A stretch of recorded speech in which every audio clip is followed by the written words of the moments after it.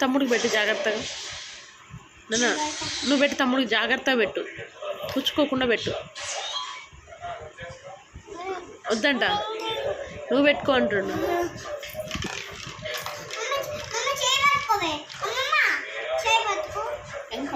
కళ్ళజోడు పెట్టిద్దంట. జాగ్రత్త అమ్మా, కంట్లో కూర్చుంటుంది. వద్దులేమ్మ, వదిలేమ్మా.